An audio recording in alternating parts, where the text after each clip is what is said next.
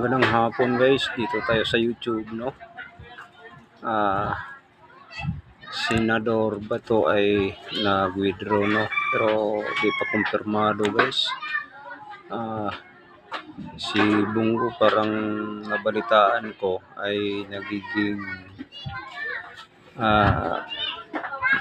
vice, no?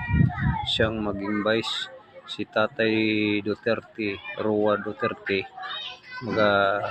nabalitaan ko din ay magiging senador, no? Pero antabayanan lang natin sila kung ano, kasi di pa man kumpirmado guys, no? So nakita lang natin dito sa YouTube, pinanood natin ang mga ano nila, pero hindi pa sure ha. Sasabihin ko, subaybayan lang natin muna. Maraming